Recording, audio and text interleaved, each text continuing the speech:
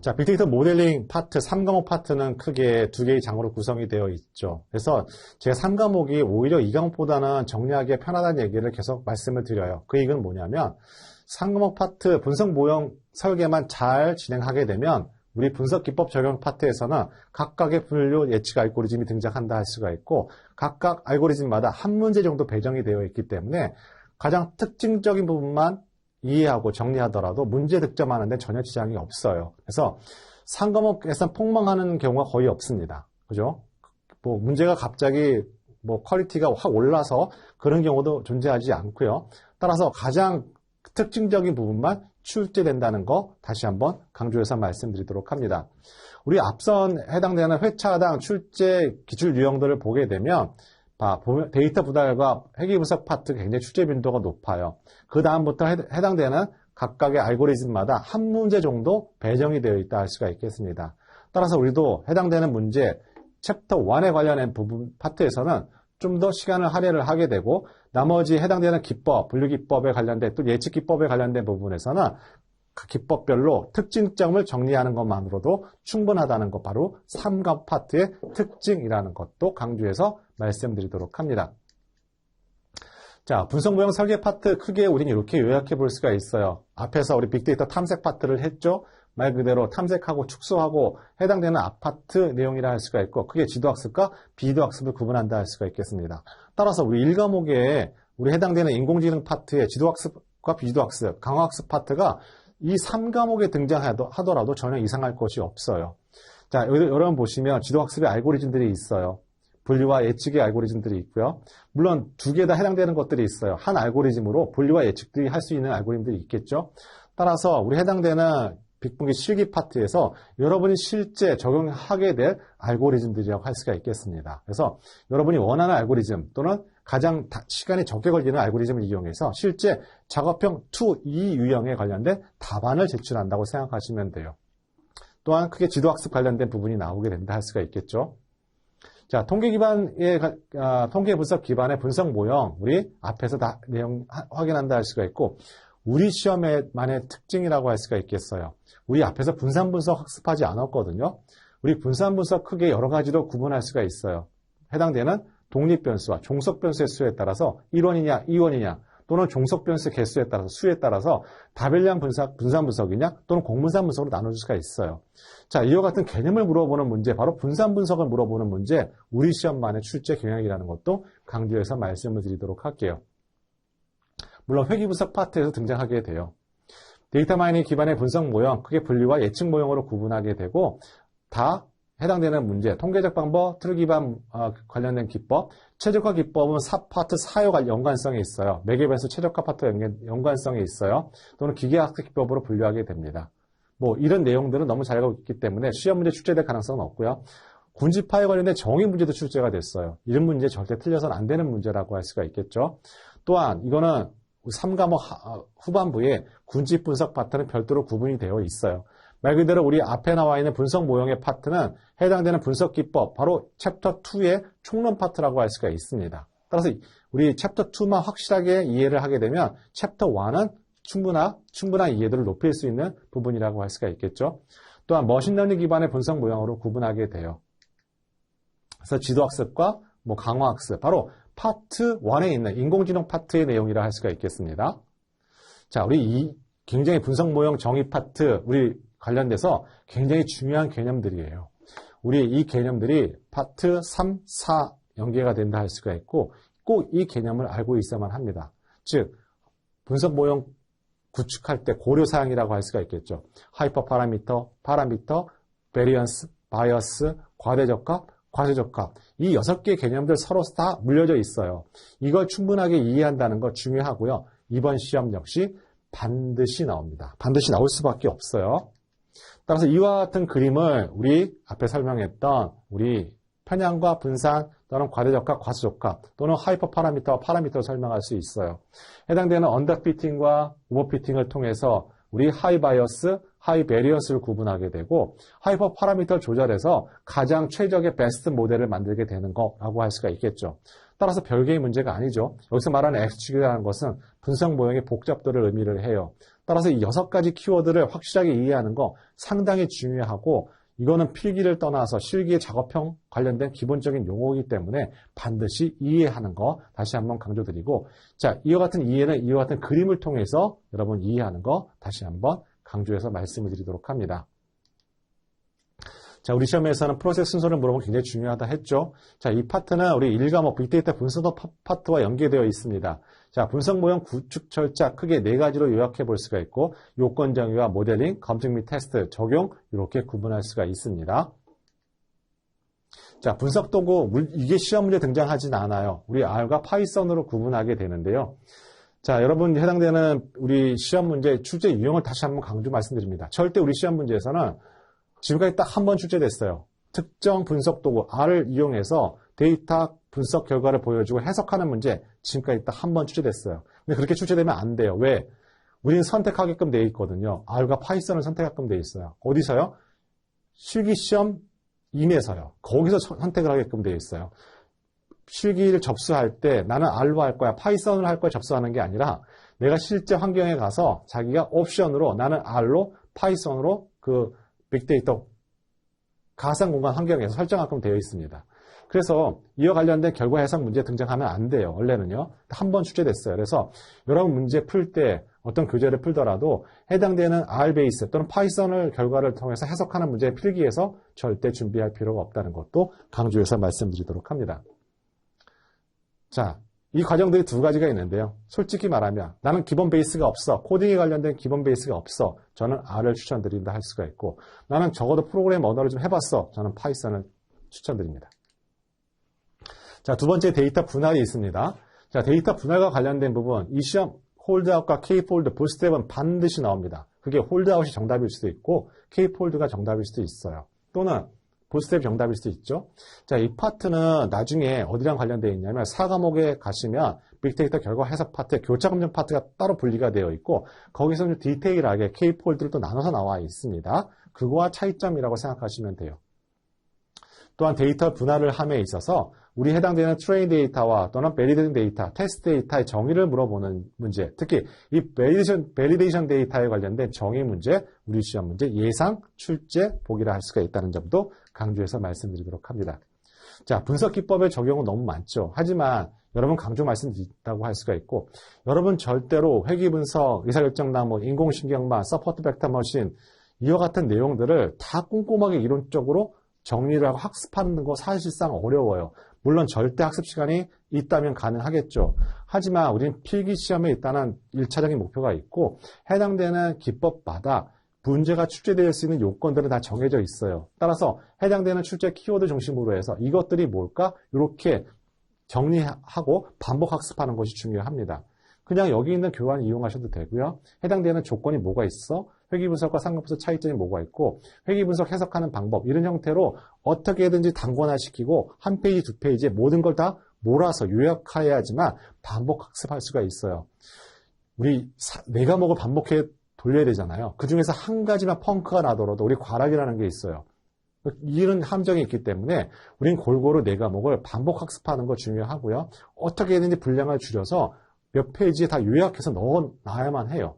그래야만 여러분 단시간 내에 합격할 수가 있고 자 그렇게 하면 약간 불안하잖아요. 그럴 때 해당되는 우리 교재에 해당되는 문제 좀 풀어보게 된다는 것도 하게 되면 그와 같은 리스크를 확실히 줄여낼 수 있다는 것도 하나의 학습하는 팁이에요.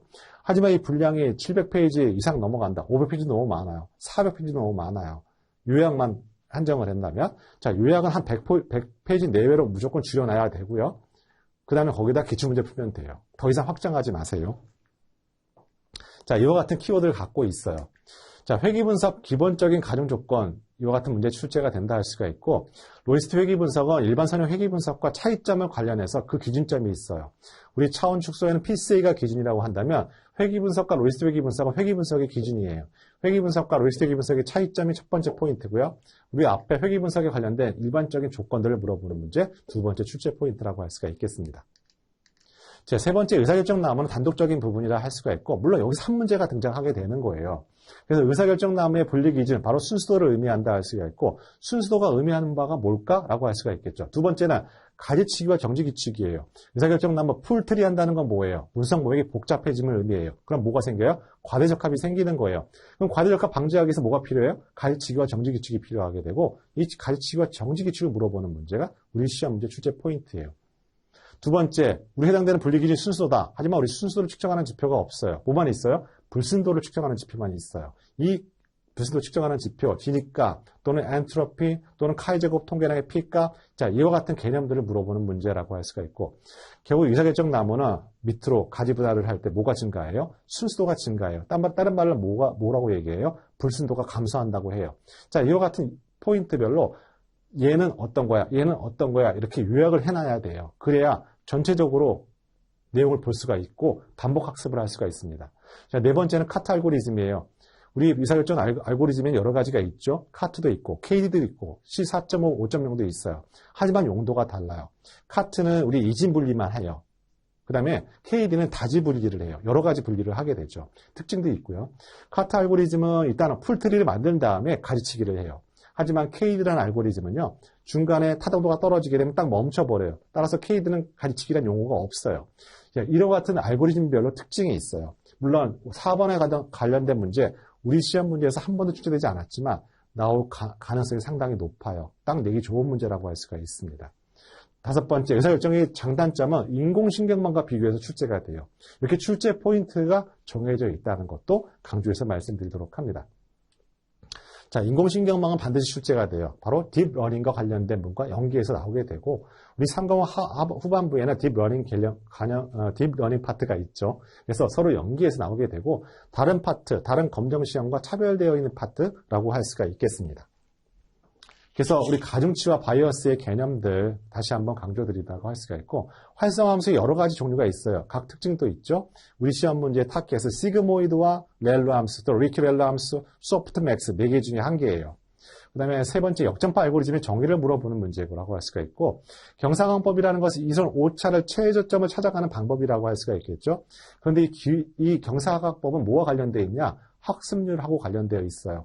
학습률이 크다는 거, 특히 최저점을 찾아갈 때 이동거리와 관련이 있고, 학습률이 크게 되면 이동거리가 굉장히 커져요. 그러면 최저점을 못 참고 다음 단계로 넘어갈 수가 있고, 학습률이 작게 되면 굉장히 천천히 최저점을 찾게 되는 것이죠.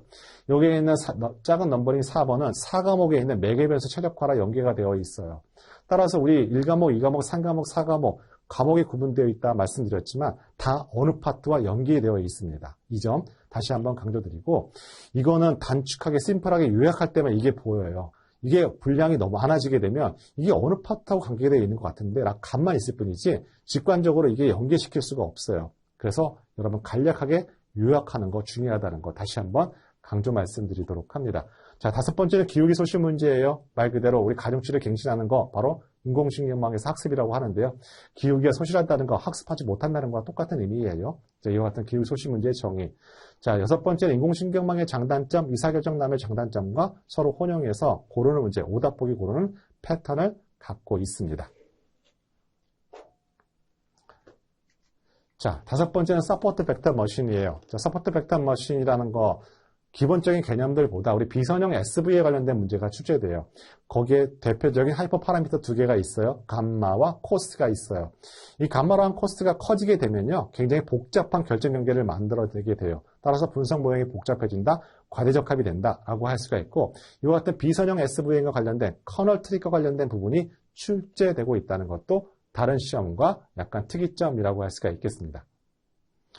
또 하나 우리 서포트 벡터 머신과 함께 더불어서 KNN 알고리즘 중요해요. 여기서 KNN 알고리즘 지도학습 방법이라 할 수가 있고, 분류와 예측, 회귀 모형 다 가능하게 되고, 우리 실기 파트에서는 제가 추천하는 알고리즘 중에 하나예요. 일단 속도가 빨라요. 그렇다고 정확도가 떨어지지도 않아요. 하지만 여기서 말하는 KN 알고리즘이라는 거, 이 K라는 것은 하이퍼 파라미터예요. 분석하는 사람이 설정해주는 값이라고 할 수가 있겠죠. 이 K가 작으면 작을수록 굉장히 디테일하게 잡아내요. 따라서 과대적합이 된다 할 수가 있고, K가 커지면 굉장히 모형이 단순해져 가요. 과소적합된다 할 수가 있겠어요. 이 K가 의미하는 바도 중요하고요. 자, 얘는 따로 모델을 만들어서 분류나 예측하지 않아요. 그래서 사례 기반을 한다 하고 게으른 학습이라고 해요. 이와 같은 특징을 갖고 있는 것이 바로 KNN 알고리즘이라고 할 수가 있겠습니다.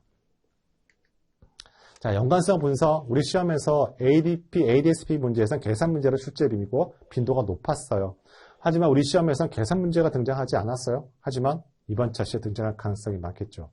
연관성 분석과 관련된 세 가지 개념들이 있어요. 지지도와 신뢰도와 향상도가 있고요. 이 계산 문제 등장 가능성이 높습니다. 또한 향상도가 그중에 가장 중요하고 향상도가 이럴 때, 클 때, 작을 때 갖고 있는 의미 파악하는 것 중요합니다. 또 하나, 연관규칙의 장단점이 중요해요. 이상하게 연관규칙의 장단점을 물어보는 문제 중요하고요. 우리 4번이 여러분이 준비하셔야 될 부분이라 할 수가 있겠어요. 바로 1세대 알고리즘이라 할 수 있는 연관규칙 A 프라이어리 알고리즘이 있고요. 그 문제점으로 인해서 발생하는 두 번째 알고리즘 FP 클로스 알고리즘이 있어요. 자, 이게 어떻게 보면 정답이라 할 수가 있겠습니다. 우리 A 프라이어리 알고리즘이 한 번 출제가 됐어요. 따라서 이번에 나올 차례는 바로 FP 클로스 알고리즘이라고 할 수가 있겠죠. 자, 우리 해당되는 파트 PDF 파일로 잠깐 넘어가도록 할게요. 왜냐하면 이게 우리 시험 문제가 제가 좀 돌리도록 할게요. 해당되는 교환을 가지고 우리 시험 문제를 만들다 보니까 자, 이와 같은 문제가 발생을 하게 되는데요. 자, 좀 넘어가도록 할게요. PDF 파일 어딨지? 아, 저 밑에가 있네요. 네. 원활하지 못해서, 네, 죄송합니다. 자, 우리 390 파트 넘어간다 할 수가 있고, 약간 지저분해요. 왜 그러냐면 이게 PT로 넘어갈 교환이다 보니까 여러분 양해 말씀 부탁드리도록 합니다. 자, 해당되는 페이지 중심으로 해서 간략하게 우리 정리하도록 할게요. 여러분 잘 보이시나요?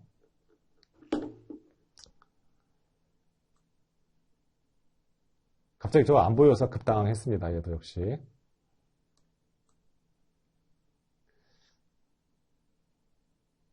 자, 인공신경망까지 했고요. 조금만 기다려주세요. 자, 해당되는 군집 분석부터 진행하도록 하겠습니다. 잘 보이시나요? 우리 오디오 테스트 한번 확인해보고 진행하도록 합니다. 제 목소리 잘 들리시면 채팅창에 1번 올려주시면 감사하겠습니다. 아마 여러분이 일반적인 녹화 강의는 배속을 해서 강의를 듣는다 할 수가 있고 어떻게 보면 그 배속 속도에 가까울 정도로 제가 빠르게 진행한다 할 수가 있겠습니다. 아마 빠른 것이 여러분한테 더 적합하다고 생각이 들어요. 자, PT보다 가독성은 떨어지지만 제가 교환 작성이 강의를 못 따라가는 바람에 자, 이와 같은 문제점이 발생했다는 것도 말씀드리도록 할게요. 자, 진행하도록 합니다. 아마 오늘 강의 끝나고 나서 다 설명드릴 거예요. 다시 보기에 관련된 부분, 교환에 관련된 부분 설명드린다 할 수가 있겠습니다. 자, 7번의 군집 분석이에요. 군집 분석 우리 시험 문제에서 매회 2문제 출제가 예상되는 파트라 할 수가 있겠어요. 자, 첫 번째는 우리 계층적 군집 분석과 비계층적 군집 분석 차이를 구분하는 거 중요하죠. 계층적이라는 것은 말 그대로 전체 집합과 부분 집합의 관계예요. 그러다 보니까 그거 외에 해당되는 거 다 비계층적 군집 분석이에요. 따라서 대용량 데이터에는 적합하지 않은 게 계층적 군집 분석이에요. 그래서 대규모 데이터는 대부분 다 비계층적 군집 분석을 한다 할 수가 있겠습니다. 자, 두 번째는 계층적 군집 거리 측정 방법이 있어요. 말 그대로 군집 분석이라는 것은 군집 분석과 연관성 규칙과 차이점이 뭘까요? 군집 분석은 행에 관련된 부분이에요. 자, 행이 있는데 행의 유사성을 우리 거리 기반을 통해서 같은 그룹핑을 하는 거 군집 분석이라고 한다면 우리 연관성 분석이라는 것은 열에 관련된 거예요. 속성에 관련된 부분이에요. 즉 조건부 확률을 통해서 열의 속성을 규칙을 발견하는 것이 바로 연관성 규칙과 군집 분석의 차이점이라고 할 수가 있습니다. 그래서 거리 기반을 하다 보니까 해당되는 거리 측정 방법 여러 가지 존재하게 되겠죠. 이와 관련된 부분이라 할 수가 있겠어요. 그다음에 세 번째는 우리 비계층적 군집 방법인 K민지 군집 반석의 프로세스 순서를 물어보는 문제, 이미 여러 번 다른 ADP 시험 문제에 출제됐다 할 수가 있겠습니다. 자, 네 번째는 우리 군집수 K 결정 방법이에요. 우리 비주학습 방법이잖아요. K 군집 분석은. 따라서 내가 군집 분석을 하는데 적정 군집수를 설정하기가 상당히 힘들어요. 그래서 이와 타당성 지표와 관련된 거 대표적으로 우리 신뢰 개수, 다운지수, 덴드로그램 등이 등장한다 할 수가 있겠습니다. 자, 우리 혼합분포 군집이 존재하게 되는데요. 혼합분포 군집에서 아까 최대 우도 추정 나온다 했어요. 최대 우도 추정과 관련된 키워드가 하나 있어요. 바로 EM 알고리즘이 있어요. 출제 키워드입니다. 그 다음에 7번째는 인공신경만 종류로 할 수 있는 바로 SOM이 있어요. SOM은 비주도 학습 방법이에요. 근데 인공신경망 ANN과 비교해서 출제가 되고 있습니다. 8번째는 밀도 기반 군집 알고리즘이라 할 수 있는 DB스캔이 있어요. 밀도 기반 군집이라는 건요, 우리 말 그대로 밀도를 기반으로 해서 기하학적인 군집이 모형이 만들어지게 돼요. 항상 군집이라는 거 타원형이 아닐 수 있잖아요. 그죠? 이와 관련 DB스캔이 정답이라 할 수가 있겠습니다. 자, 이와 같은 군집 분석 패턴 갖고 있어요. 자, 여기 보시면, 교재 보시면 크게 군집 분석은 계층적 군집과 분할적 군집으로 나눠지게 돼요. 계층적 군집 분석, 말 그대로 여러 개의 군집에서 하나의 군집을 만들거나 하나의 군집에서 도시 분리돼서 만드는 군집을 만드는 형태라고 할 수가 있어요. 하지만 분할적 군집이라는 것은 계층적 군집 분석과 뚜렷하게 차이점이 있어요. 이거는 군집수를 분석하는 사람이 설정해 줘야 돼요. 이와 같은 차이점을 갖고 있습니다. 따라 시험 문제에서 항상 그 부분이 출제가 돼요. 차이점을 물어보는 문제가 출제된다 할 수가 있겠습니다. 자, 이렇게 형광색으로 블럭을 만든 거는 우리 PT 교환에 들어갈 내용들이라 할 수가 있겠어요. 자, 여러분 좀 시간이 된다면 이 PT 교환으로 좀 가독성 있게 여러분한테 강의를 할 수가 있었지만 아쉽게도 교환 작성하시는 분 속도가 우리 강의 속도를 못 따라가고 있기 때문에 자, 그분 양해 부탁드리도록 합니다. 자, 다시 한번 강조드리고요. 우리 시험 문제 여러분 꼭 기억하실 파트가 하나 있어요. 이건 100% 나오게 될 겁니다. 바로 이 파트라고 할 수가 있는데요. 바로 거리 측정, 우리 계층적 군집 분석에서 거리 측정 방법에 따른 우리 병합 여러 가지가 있어요. 단일 연결법과 완전 연결법이 존재하게 되는데요. 또 여러 가지 방법이 있어요. 평균 연결법, 중심 연결법, 와드 연결법이 있어요. 자, 우리 시험 문제에서는 반드시 나올 수밖에 없는 거라고 할 수가 있고 다시 한번 개념된 정의 강조해서 말씀드리도록 합니다. 굉장히 중요합니다. 자, 그 다음에 우리 연속격 범주의 거리, 계층적 군집에 비해서 거리 측정하는 방법이 있죠. 그 중에서 우리 시험 문제 나올 수 있는 경우의 수는 바로 맨하튼 거리는 계산 문제로 이미 ADP 시험 문제로 출제됐고요. 우리 시험에서 나올 가능성은 되게 적어요. 하지만 민코프스키 거리, 표준화 거리, 발로미스 거리 정의를 물어보는 문제는 출제 가능성이 상당히 높습니다. 이 정의를 물어보는 문제 다시 한번 강조해서 말씀드리도록 합니다. 제가 이 설명드리면 아마 오늘 밤샐 수도 있을 것 같아서. 자, 두 번째는 명목형 자료의 거리를 구하는 문제가 하나 있는데요. 자카드 개수가 있어요. 자, 자카드 개수라는 것은 단순하게 두 교집합과 합집합의 비율이라고 할 수가 있는데요. 여기 추가적으로 좀 말씀드리도록 할게요. 얘는 0과 1 사이의 값을 가지고선 우리 서로 거리를 구할 수가 있는데요. 단점이 하나 있어요. 말 그대로 0과 1 사이의 관계를 파악해 볼 수가 없고요. 음의 관계에서 상관계수를 파악해 볼 수 없는 게 바로 자카드 개수예요. 만약에 출제가 된다면 그동안에 한 번도 이런 문제 출제되지 않았지만요. 해당되는 서로 교집합, 합집합을 물어보는 계산 문제가 등장할 수가 있고 자카드 개수의 장단점을 물어보는 문제 출제 가능성이 있어요. 하지만 그것보다 더 출제 가능성이 있는 것은 바로 하단에 나와 있는 코사인 유사도라고 할 수가 있겠습니다. 우리 비정형 데이터 탐색 파트의 전처리 과정 가서 보시면 거기에 DTM이 있어요. DTM. 말 그대로 특정 문서들과 단어들과의 행렬을 DTM이라고 하게 되죠. 자, 이와 같은 서로 문서 간의 유사도를 측정할 때 우리는 이 코사인 유사도를 이용해요. 자, 이와 같은 행렬을 통해서 우리는 코사인 세타 값을 구하게 되고요. 그 값을 통해서 서로 유사한지 유사하지 않은지 1과 마이너스 1 형태로 표현할 수가 있어요. 따라서 코사인 유사도는 굉장히 많이 검색할 때 이용되는 알고리즘이라고 할 수가 있겠습니다. 다시 한번 강조해서 말씀드리도록 합니다. 우리 계층적 군집과 비계층적 군집의 차이점은 우리 앞에서 제가 설명드렸어요. 반대 출제 빈도가 높아요. 말 그대로 예를 들자면 우리 계층적 군집 분석의 특징적들이 있어요. 여기 보시면 덴드로그램은 계층적 군집 분석만 있는 특징이에요. 그 다음에 군집의 수를 명시할 필요가 없어요. 반대로 표현한다면 비계층적 군집 분석은 군집의 수를 명시해야 해요. 또 하나 단점이 있는데요. 한 번 군집이 형성되면 군집이 속한 개체는 다른 군집으로 이동할 수 없다 했습니다. 하지만 비계층적 군집 분석은 이게 가능해요. 따라서 우리 시험 문제에서는 계층적과 비계층적을 구분하는 문제 출제 포인트라는 것도 강조해서 말씀을 드리도록 합니다. 자, 그 다음에 비계층적 군집에 관련된 부분 쭉 등장한다 할 수가 있고 우리 프로세스를 물어보는 문제가 나와요. 해당되는 단계 1, 2서부터 4 순서를 물어보는 문제라고 할 수가 있겠죠. 이 부분 강조해서 말씀을 드리도록 합니다. 그 다음에 우리 이 세 가지 그림이 눈에 보이시죠? 이게 바로 K군집의 타당성 지표 중에 한 사례라고 할 수가 있는데요. 자, 여기에 보이는 덴드로그램은 개체적 군집 분석에만 있는 거예요. 이걸 우리는 덴드로그램이라고 하게 되고요.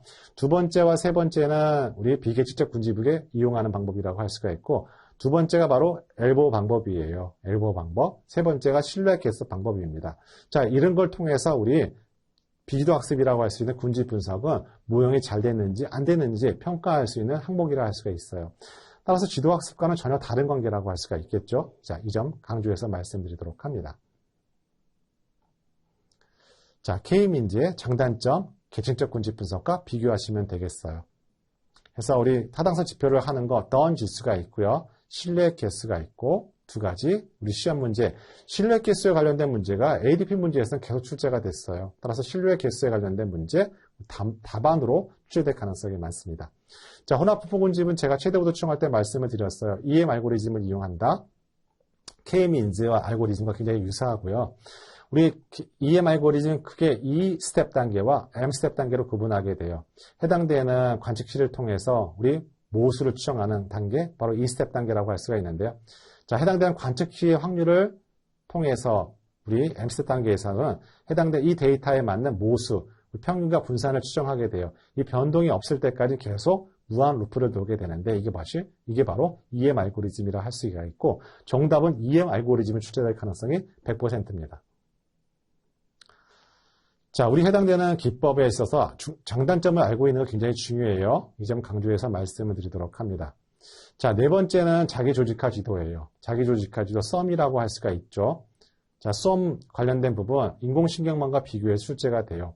여기 나와 있는 차원 축소와 군집화 대표적인 기법이라고 할 수가 있고, 여러분 유의하실 것은 다차원 척도법이랑 헷갈리시면 안 돼요. 다차원 MDS랑 여기 나와 있는 SOM이랑 헷갈리시면 절대 안 됩니다.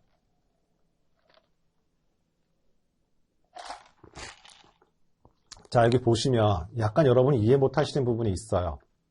SOM은 크게 두 개의 층으로 구성이 되어 있죠. 입력층과 경쟁층으로 구성이 되어 있어요. 예를 들자면요. 우리 SOM에서 여기 분홍색으로 6개가 표시되어 있어요. 그 입력 변수의 수랑 똑같아요. 만약에 A, B, C, D, E, F 6개가 있다고 합니다.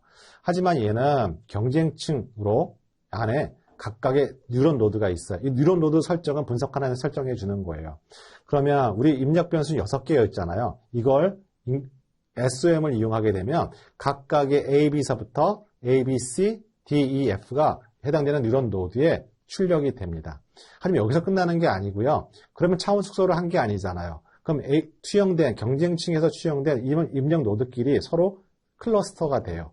그러면 입력 변수가 6개였지만요. 경쟁층에서 보이게 되는 것은 3개, 2개로 차원 축소를 통해서 클러스팅 돼가는 것이 바로 SOM이라고 할 수가 있겠습니다. 그런데 여기에 중요한 용어들이 등장하게 되는데요. 가장 가까운 경쟁층의 노드를 우리는 Best Match Unit, BM이라고 하게 되고, 여기에 연결 가중치가 계속 갱신이 되고 여기서 클러스팅 된다고 할 수가 있겠습니다. 자, 이와 같은 SOM 관련된 부분은 우리 AN, 인공신경망과 서로 비교해서 시험 문제에 출제된다 할 수가 있다는 것이 중요하죠. 다섯 번째는 밀도 기반 군집이라고 할 수가 있는데요. 밀도 기반의 군집의 특징이 딱 있어요. 대표적인 알고리즘 DB스캔이 정답입니다. 우리 시험 문제에 등장하게 되면. 근데 얘는 임의의 형태의 군집을 만들어요. 즉 기하학적인 모형의 군집을 만들 수가 있죠. 그래서 DB스캔 알고리즘에 2개의 모수만 있으면 작동할 수 있는 알고리즘이에요. 즉 밀도를 의미하는 EPS와 그 안에 개체수가 몇 개가 필요한지 개체수만 정하게 되면 이 연결된 것은 한 개의 군집으로 설정하는 것이 바로 DB스캔이라고 할 수가 있습니다. 이 점 강조해서 말씀드리도록 합니다. 자, 범주형 자료 분석, 우리 시험 문제에서 출제 빈도는 낮지만 여러분이 꼭 기억하실 것이 하나 있어요. 자, 범주형 자료 분석, 교차 분석이라고 하게 되죠. 카이저 검정을 이용합니다. 우리 세 가지로 구분할 수 있어요. 자, 독립성 검정, 적합성 검정, 동질성 검정으로 나눠지게 되는데요. 여러분이 기억하실 건 뭐냐면 자유도예요. 자유도는 우리 R-1 곱하기 C-1로 표현하게 돼요. 자, R이라는 것은 row, C라는 것은 컬럼의 수를 의미합니다. 각각의 빼기 1을 해줘서 곱하기를 해주면 그게 자유도가 돼요. 근데 여러분 기억하실 게 뭐있냐면 검정 통계량 꼭 확인해 보세요. 적합도 검정이랑 독립성 적합성 검정에서 각각 검정 통계량의 자유도가 어떻게 구성이 되어 있는지 다시 한번 확인 부탁드리도록 할게요. 결국에는 관측 도수와 기대 도수가 차이가 크게 되면 P-밸류는 그때는 낮아지게 되잖아요. 카이 제곱 통계량이 크게 된다는 건 뭐냐면 그만큼 그때 P-밸류 값은 낮아진다는 걸 의미하게 되고 귀무 가설을 기약한다는 의미를 갖고 있어요. 개념 기본 베이스는 똑같지만 검정 통계량 구하는 거 우리 두 가지 방식이 약간 다릅니다. 확인 부탁드리도록 할게요. 그 이상은 출제가 안 됩니다. 그런데 이상하게 이게 출제 유형이라 할 수가 있는데요. 이와 같은 유형을 갖고 있는 게 바로 사회조사 분석사 시험 문제예요. 거기서 크게 벗어나지 않고요. 딱 봐도 여러분 검정 통계량 구할 수가 없어요. 왜냐하면 계산한 양이 많아서요. 따라서 검정 통계량 관련된 부분, 바로 이 부분이라고 할 수가 있어요.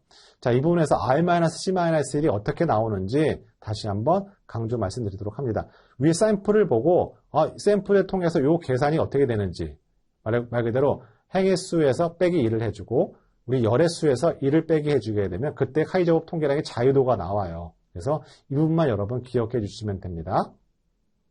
물론 세 가지 개념을 알고 있어야겠죠. 카이제곱 통계량의 독립성 검정, 우리 적합성 검정, 독립성 검정을 의미하는 바도 여러분 알고 있는 거 중요해요.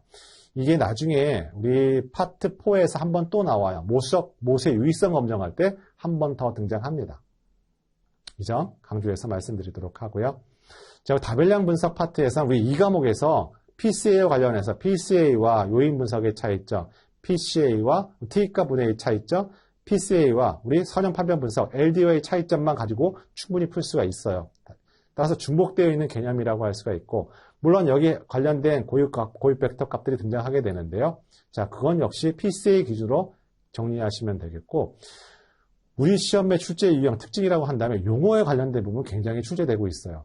다중회귀와 다항회귀는 서로 다른 개념이에요. 그죠?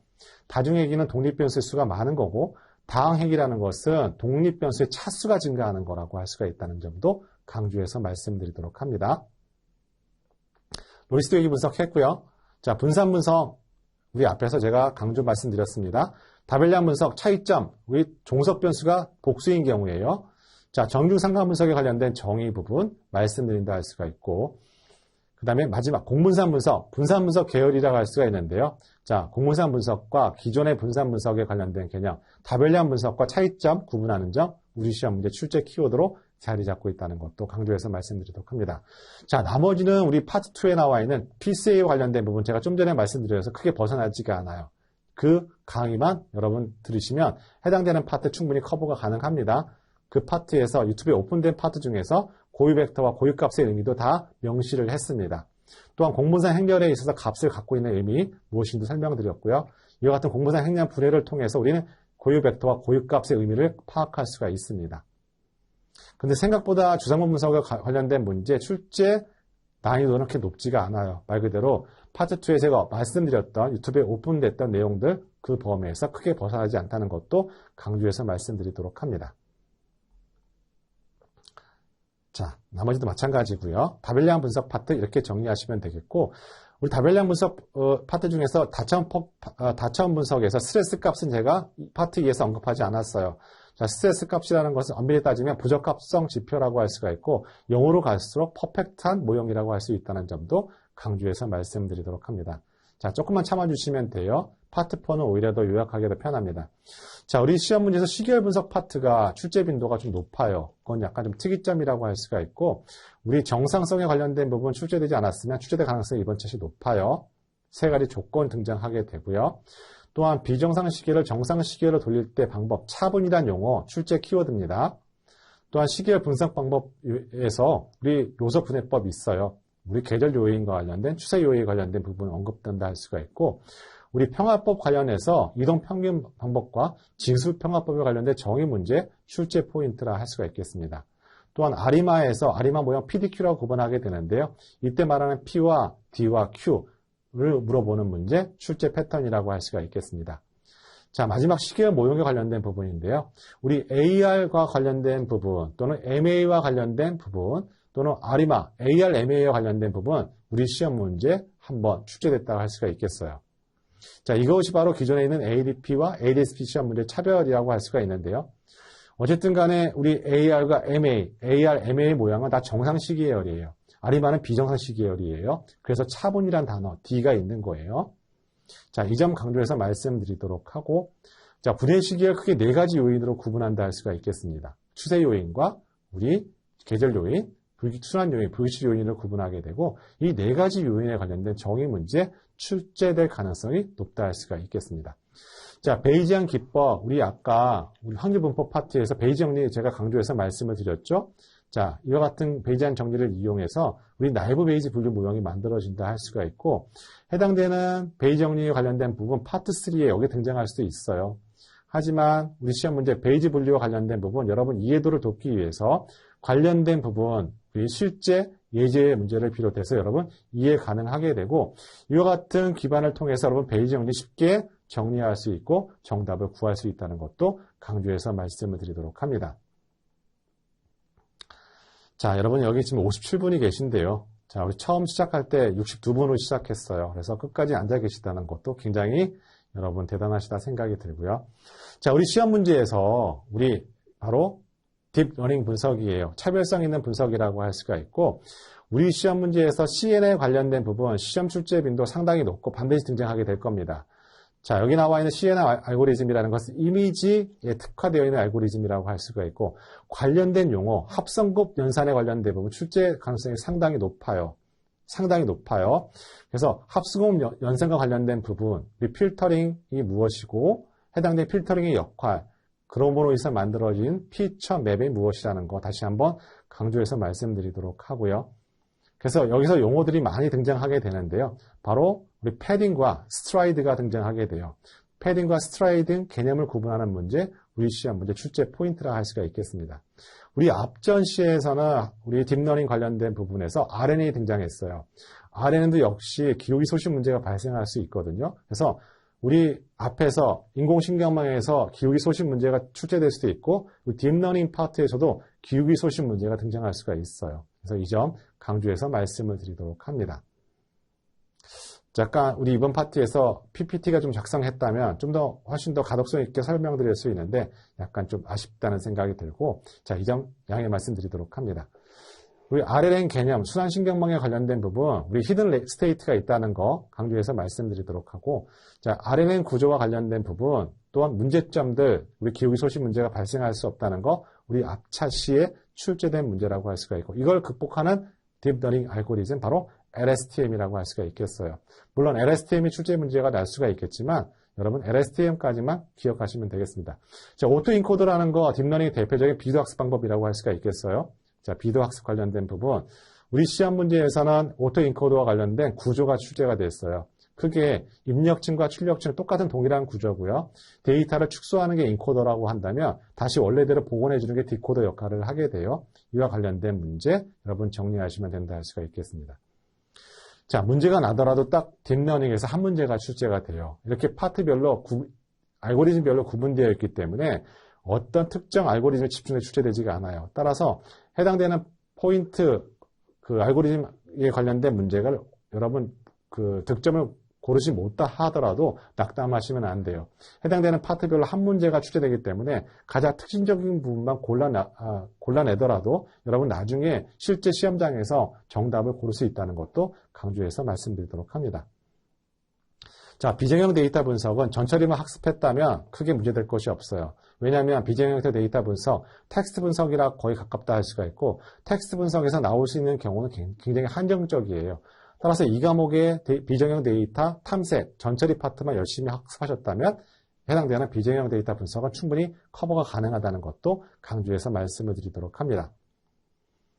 자, 맨 마지막에 우리 앙상블 분석인데 반드시 출제가 돼요. 우리 앙상블 방법, 백인과 부스팅, 랜덤 포레스트 구분한다 할 수가 있고, 이 백인과 부스팅과 랜덤 포레스트 구분하는 문제, 우리 시험 문제 출제 포인트라고 할 수가 있겠습니다. 다시 한번 강조해서 말씀드리도록 합니다. 자, 여기 나와 있는 그레디언트 부스팅 머신이라고 할 수 있는 GBM도 우리 중요하죠. 하지만 GBM은 나중에 파트 4에서 별도로 매개변수 최저가 파트에 따로 분리가 되어 있어요. 자, 이 점 강조해서 말씀드리도록 합니다. 하지만 우리 앙상블 방법 중에서 부스팅과 백인, 랜덤 포레스트는 반드시 출제가 돼요. 어느 것이 나올지 몰라요. 하지만 차이점을 구분하는 문제가 출제 포인트라는 것도 강조해서 말씀드리도록 합니다. 자, 비모스 통계 등장하게 되는데요. 중요한 건 비모스 통계, 모스 통계에 해당되는 비모스 통계가 무엇인지 아는 거 중요해요. 우리 t-테스트 평균 차이를 검증하는 비모스 통계에 어떤 것들이 있는지, 우리 해당되는 데이터셋, 정규분포를 가정하지 못하고 데이터가 충분히 크지 못하면 비모스 검증을 할 수밖에 없어요. 하지만 그걸 가지고 모스 검증도 할 수 있어요. 결과는 거의 비슷하지만 똑같은 방법, 해당되는 모스 검증에 해당되는 비모스 검증이 무엇이 알고 있는지 그게 핵심 포인트라고 할 수가 있겠습니다. 여기 나와 있는 비모스 검증에 해당되는 모스 검증 해당되는 것들이 어떤 것들이 있는지 아는 것이 중요합니다. 그걸 물어보는 것이 시험 문제 출제 포인트라 할 수가 있겠어요. 자, 맨 마지막에 해당되는 파트라고 할 수가 있고, 자, 이렇게 3과목을 정리해 낼 수 있다 할 수가 있겠습니다. 자, 우리 마지막 4과목을 정리하는데요. 4과목은 굉장히 더 컴팩트하고 여러분이 가장 먼저 학습해야 되는 파트라고 할 수가 있겠습니다. 그래서 4과목은 핵심 포인트만 제가 구별해서 설명드리도록 할게요. 자, 우리 4과목 진행하도록 합니다. 자, 우리 4과목을 넘어가도록 할게요. 우리 예상보다 했던 것보다는 조금 더 처음에 오디오 테스트 상황에 봐서 좀 문제가 있었네요. 그죠? 생각보다는. 자, 우리 4과목 정리하도록 합니다. 크게 우리 오래 걸리지 않아요. 자, 우리 4과목은 큰 포인트 3개만 정리하도록 합니다. 첫 번째로 평가지표 파트예요. 우리 해당되는 모델링을 하는데 분류 모형과 예측 모형으로 구분하게 되고 각각의 여러 가지 알고리즘을 실제 여러분 빅분기 실기 파트에서 적용하게 돼요. 그래서 각각의 평가지표별로 우수한 알고리즘을 나는 적용하게 되고 그 선택을 하고 그 선택을 한 결과를 실제 작업형 2에서 제출하게 되는 것이 바로 빅분기 실기 파트인데요. 자, 우리 시험에서 평가지표, 우리 회기 모형의 평가지표가 있고요. 우리 분류 모형의 평가지표가 있어요. 이게 전체 4과목에서 3분의 1에 해당이 됩니다. 그 정도로 출제 빈도가 높아요. 크게 벗어나지 않아요, 여기서. 따라서 여러분은 4과목을 먼저 학습을 하셔야 돼요. 왜? 해당되는 파트 열심히 하시게 되면 70점 맞는 건 어렵지 않습니다. 왜? 거기서 다 출제가 되기 때문에요. 그래서 여러분이 해당되는 회기 모형의 평가 지표가 여러 가지가 있는데요. 얘 수식을 알고 있어야 돼요. 그리고 이게 의미하는 바가 무엇인지 알고 있어야만 풀 수가 있습니다. 수식이 나올 수도 있고 관련된 내용을 물어보고 이 수식을 물어볼 수도 있어요. 이게 바로 회기 모형의 평가 지표들입니다. 자, 두 번째는 분류 모형의 평가 지표들이에요. 자, 여기 여러 가지가 있죠. accuracy부터 민감도, 특이도가 있고요. 또는 F-rate, 정밀도가 있어요. F1 값도 있고요. 카파 통계량 값도 있어요. 이 두 가지가 우리 시험 문제 4과목의 3분의 1입니다. 자, 여기 플러스 뭐가 있나요? ROC 커브가 있어요. ROC 커브에 관련된 문제 반드시 출제가 되고요. 또한 평가지표 이익도표와 또는 향상도 곡선이 있어요. 자, 이렇게 묶어서 전체 30%를 차지하는 게 바로 4과목 빅데이터 결과 해석 파트예요. 반드시 여러분 강조해서 말씀드리도록 합니다. 자, 또 한 가지 파트가 있는데요. 쭉 내려가 보도록 하겠습니다. 좀 내려가 보도록 할게요. 자, 큰 축이 하나 있습니다. 뭐가 있냐면 우리 모형 진단 파트도 중요한데요. 여기에 보시면 앞에서 나왔던 정규성 검정에서 크게 벗어나지 않고 잔차 분석에서 그 내용 벗어나지 않아요. 자, 중요한 건 교차 검증 파트 여기서 출제될 수도 있어요. 말 그대로 교차 검증에 나와 있는 K-폴드, 홀드아웃 또는 부스텝이 등장할 수 있는데요. 여러분 여기 파트에서는 K-폴드를 좀 세밀하게 구분했다 할 수가 있겠습니다. 바로 LOOCV랑 바로 여기 나와 있는 LPOCV 또는 자 몬테카를로 마지막에 스트라이트 K-폴드 검증, 교차 검증이라고 K-폴드를 좀 더 세분화시켜서 나와 있는 게 파트 4라고 할 수가 있겠습니다. 자, 이 점 강조해서 말씀드리도록 하고요. 모수 일성 검증에서는 아까 교차 분석, 범주형 자료 분석에서 크게 벗어나지 않아요. 자, 여기서 이 파트에서 크게 여러분 관심 있게 보실 필요는 없습니다. 자, 앞에서 우리 회기 모형과 분류 모형의 평가 지표, ROC, 이익도표, 향상도 곡선의 큰 블루스팟의 한 구성을 구성한다 할 수가 있고, 앞에서 범주형 자료 분석할 때 적합도 검증했습니다. 그 파트 연장선이라고 할 수가 있고, 더 추가될 부분은 없어요. 정기성 검증도 했습니다. 자, 바로 두 번째 큰 축이 바로 여기에 나와 있는 분석 모형 개선에서 과대적합 방지에 관련된 부분이라 할 수가 있겠어요. 우리 4과목은 크게 3개의 블루스팟으로 구성이 되어 있는데 전체 70%가 바로 이 3개에서 나옵니다. 과대적합 방지하기 위한 3가지 방법이 있어요. 해결 방안이 있어요. 데이터 증가도 있고 가중치 감소도 있고 우리 모델의 복잡도 감소가 있고요. 드롭 아웃이 있어요. 이 네 가지가 우리 시험 문제에서 핵심 포인트라고 할 수가 있겠습니다. 자, 또 하나 해당되는 포인트가 뭐가 있냐면요. 바로 매개 변수 최적화예요. 이게 기존에 개정되면서 단축키 빅보기로 개정되면서 추가됐던 파트라고 할 수가 있고 이와 같은 하이퍼 파라미터를 최적화할 수 있는 방법이 어떤 것들이 있는지 바로 경사관법의 연장선이라고 할 수가 있고 경사관법의 단점을 비롯해서 여러 가지 추가된 부분들이 있다 할 수가 있겠습니다. 바로 여기에 나와 있는 부분이라고 할 수가 있는데요. 바로 확률적 경사하강법이라고 할 수가 있겠어요. 자, 이와 같은 경사하강법을 보완할 수 있는 확률적 경사하강법이 있고요. 여기 미니배치 그레이디언트 디센트 또는 좀 전에 말씀드렸던 확률적 경사하강법의 정의를 물어보는 문제 출제 포인트고 요거 정리에 자세히 언급됐다 할 수가 있겠습니다. 이 점 다시 한번 강조해서 말씀드리도록 합니다. 자, 이와 같은 확률적 경사하강법 두 가지 기준에 의해서 이렇게 나눠지게 돼요. 아직까지 우리 시험 문제에 출제되지 않았지만 이와 같은 분리 기준에 따라서 우리 모멘텀과 해당되는 아다그레드, 해당되는 내용, 바로 요 선까지만 여러분 알고 있는 거 강조 말씀드리도록 합니다. 이게 바로 두 번째 4과목의 블루스팟이라고 할 수가 있고 우리 시험 문제 전체 4과목을 차지하고 있는 부분이라고 할 수가 있겠습니다. 자, 여기 같은 하이퍼 파라미터의 최적화 방법과 관련해서 우리 첫 번째 그리드 탐색이 있어요. 그리드 탐색 어렵게 생각할 필요 없고 우리 앞에서 SVM 할 때 우리 감마와 C 학습했고 이 두 개를 테이블로 만들어서 최적의 분석 모형을 검색하는 방법이라고 할 수가 있겠습니다. 이게 바로 그리드 탐색이라고 할 수가 있어요. 하지만 아쉽게도 빅분기 실기 파트에서 이 정도의 하이퍼 파라미터 최적화를 절대 하지 않습니다. 우리 해당되는 답안을 요구하는 거 그렇게 복잡한 모형화 요구하지 않는다 할 수가 있겠어요. 말 그대로 실기 파트에서는 해당되는 전처리, 결집값 처리 잘하게 되고 필요 없는 값, 우리 전처리를 잘하는지 또 해당되는 코딩을 구현을 해서 오류 없이 처리하는지가 중요한 답안이라는 것도 강조해서 말씀드리도록 합니다. 그래서 해당되는 파라미터 최적화 방법 우리 시험 문제의 중요한 포인트입니다. 이게 여기까지 바로 우리 시험 문제 두 번째라고 블루스팟이라고 할 수가 있고 마지막 여러분이 꼭 기억하셔야 할 포인트가 있어요. 자, 바로 이 파트가 시각화 파트라고 할 수가 있는데요. 자, 보여드리도록 하겠습니다. 기출문제를 넘어가다 보니까 약간 딜레이가 되고 있는데요. 바로 보여드리도록 할게요.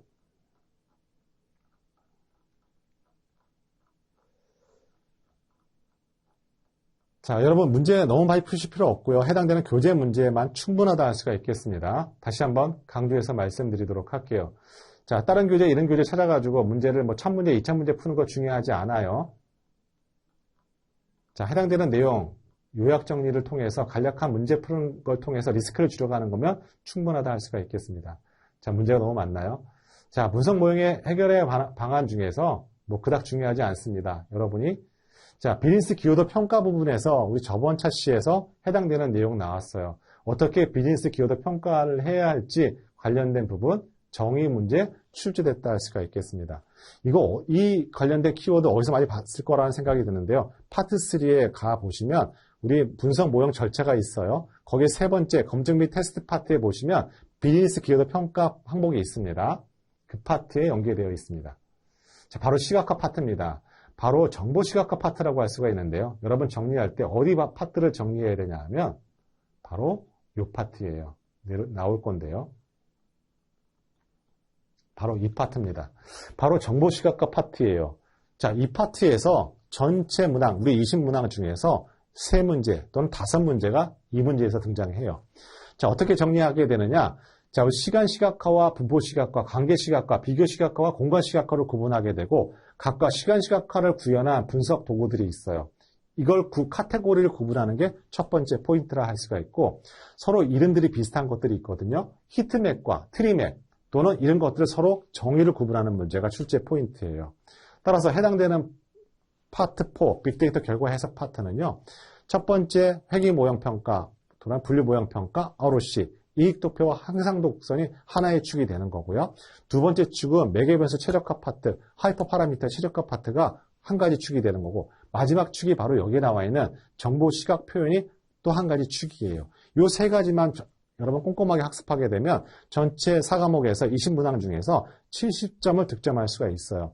이렇게 일단 4과목을 잡아놓고 다른 과목을 순차적으로 진행한다는 것도 강조해서 말씀을 드리도록 합니다. 물론 시간 관계상 다 해당되는 내용 알고 있는 건 중요하죠. 하지만 우리 이와 같은 카테고리를 구분하게 되고 각각의 해당되는 시각화 도구의 정의를 물어보는 문제, 우리 시험 문제 출제 포인트예요. 뭐 그림을 보여주게 되고 이게 트리맵인지 또는 히트맵인지를 물어볼 수가 있겠죠. 이와 같은 출제 패턴을 갖고 있습니다. 자, 이 점 다시 한번 강조해서 말씀드리도록 하고 맨 마지막 파트가 뭐가 있냐면 우리 그 분석 모형의 전개 과정이 있어요. 우리 맨 마지막 파트가 그 파트에 보시면 분석 모형은 한 번 고정되어 있는 것이 아니에요. 그걸 리모델링을 해줘야 돼요. 왜냐하면 변수라는 것은 생물과 같아요. 지금 당장은 정확도를 기여할 수 있는 변수가 존재하겠지만 그걸 대체할 수 있거나 기존에 있는 변수가 또 바뀌어서 데이터가 바뀌어서 또 정확도를 떨어뜨릴 수 있는 요인이 될 수가 있어요. 그래서 분석 모형 리모델링과 관련된 부분, 모니터링과 관련된 부분 우리 한 번쯤 읽어봐 주시면 돼요. 하지만 우리 빅데이터 분석 필기 4과목의 핵심 포인트는 이 세 가지 축이다라는 것도 강조해서 말씀드리도록 하고 먼저 여러분 4과목을 정리하시고 순차적으로 제가 오늘 강의를 진행하면서 했던 과목별 가중치 밸런스를 맞춰 가신다면 충분하게 우리 시험은 60점만 넘게 되면 합격이잖아요. 따라서 충분하게 필기시험 합격 커버를 할 수 있다는 것도 강조해서 말씀드리도록 합니다.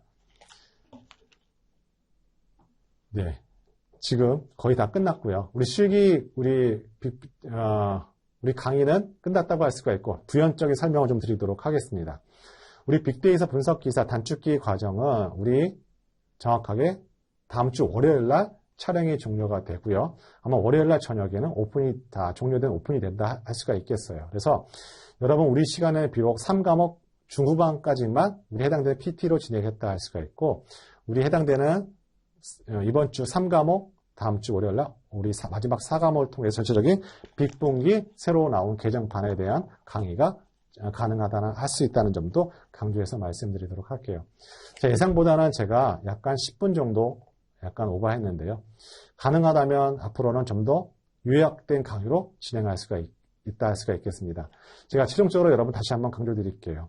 자, 오늘 4과목 순살같이 달려봤는데요. 이 4과목을 어떻게 함축적으로 가장 적은 페이지로 정리하는 거 가장 중요하다 할 수가 있겠습니다.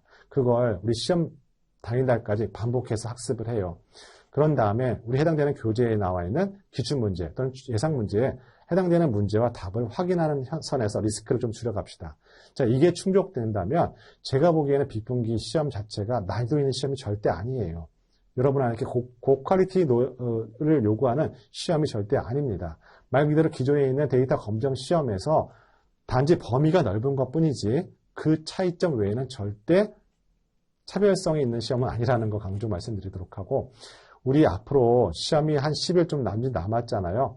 그때까지 최선을 잘해주시면 되겠습니다.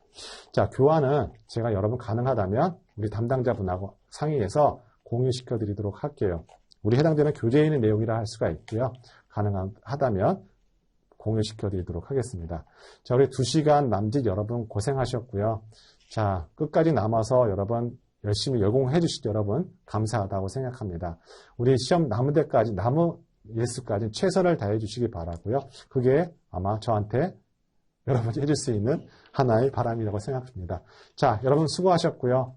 자, 우리 될 수 있으면 가능한 시간 내에 여러분 강의하도록 최선을 노력을 다했습니다. 여러분 꼭 한 번에 합격하실 기원해 드리고 우리 강의 마감하도록 하겠습니다. 자, 여러분 수고하셨습니다.